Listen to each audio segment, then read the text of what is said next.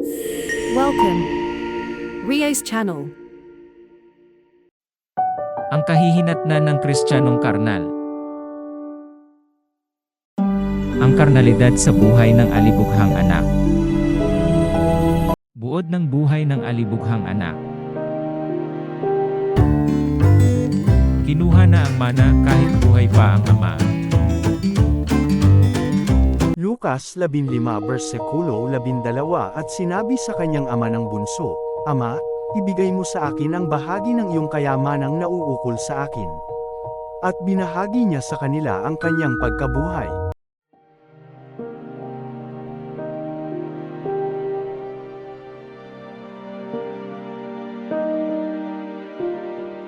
Versikulo 13 at hindi nakaraan ang maraming araw, ay tinipong lahat ng anak na bunso ang ganang kanya, at naglakbay sa isang malayong lupain, at do'y inaksaya ang kanyang kabuhayan sa palugying pamumuhay.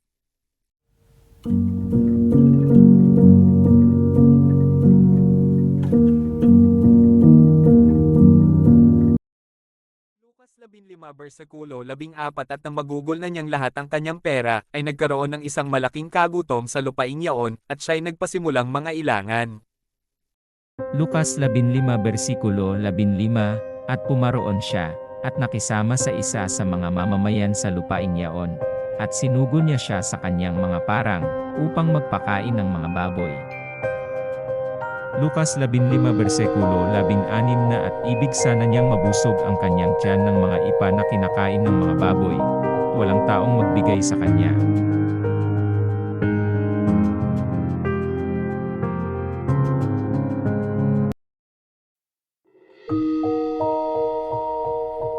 Lukas 15 versikulo 17, datapwat nang siya'y makapag-isip ay sinabi niya, Ilang mga alilang upahan ng aking ama ang may sapat at lumalabis na pagkain, at ako rito'y namamatay ng gutom. Lukas 15 versikulo 18 hanggang 20 magtitindig ako, at paroroon sa aking ama, at aking sasabihin sa kanya, Ama, nagkasala ako laban sa langit, at sa iyong paningin, hindi na ako karapat-dapat na tawaging anak mo, gawin mo akong tulad sa isa sa iyong mga alilang upahan.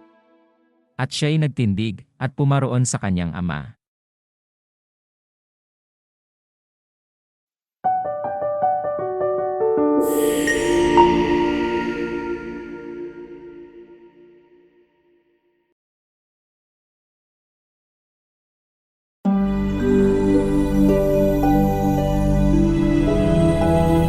Lukas 15 versikulo 22 datapwat sinabi ng ama sa kanyang mga alipin, Dalhin niyo ritong madali ang pinakamabuting balabal, at isuot niyo sa kanya, at lagyan niyo ng singsing ang kanyang kamay, at mga panyapak ang kanyang mga paa.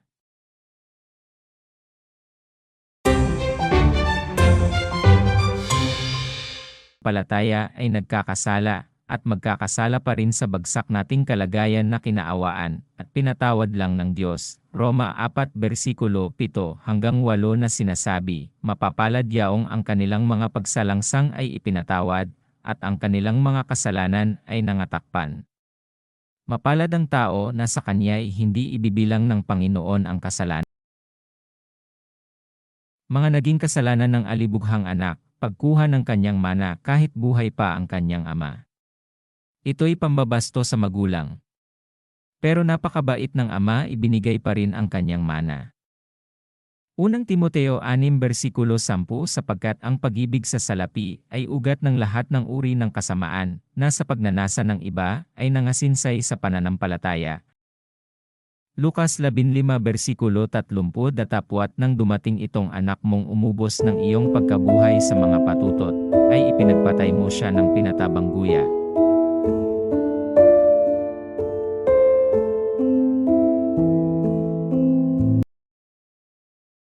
Ang mga naging kinahinatnan ng mga kasalanan ng alibughang anak.